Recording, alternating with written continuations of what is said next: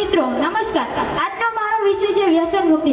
માણસ કરતા પ્રાણીઓ ચતુર છે, માણસ કરતા પ્રાણીઓ ચતુર છે કેમ કે તે વ્યસન કરતા નથી। બુદ્ધિશાળી માણસ પોતે જ વ્યસન કરી રોગોને નોતરે છે।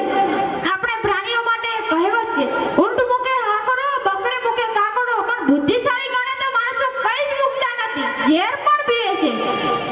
સિગરેટના દરેક પેકેટ પર અને દરેક સિગરેટ પર સિગરેટ પીવી સ્વાસ્થ્ય માટે હાનિકારક છે આવું છાપેલું હોવા છતાં આજનો માનવી ખાય છે। બાજુમાં તમારા ઘરના આંગણામાં તેમનો તમામ કચરો નાખવા આવે તો આપણે નાખવા નથી દેતા, પણ આપણે આપણા શરીરમાં પધરાવતા ગુટકા, માવા, તમાકુ માટે કોઈ દિવસ ઝઘડો કર્યો છે?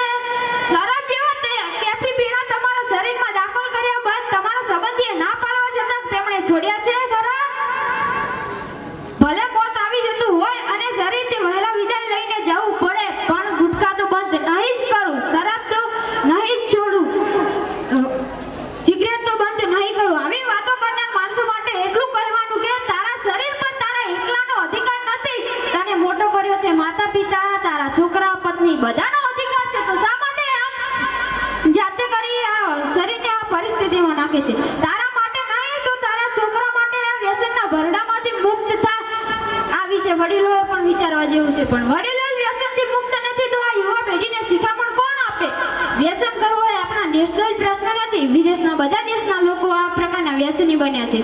જે શરીરને ગીતામાં ઈશ્વરના મંદિર સમાન કરવામાં આવ્યું છે અને જેમાં ઈશ્વરનો વાસ રહેલો છે, એટલે કે ભગવાન શ્રી કૃષ્ણએ ગીતામાં કહ્યું છે કે હું દરેકના અંદર રહ્યો છું, પણ માણસ બુદ્ધિશાળી કહેવાય, ઘરમાં ચોર ના ઘૂસી જાય તેની પૂરતી કાળજી રાખે છે પણ પોતાના શરીરનું ધ્યાન રાખતો નથી।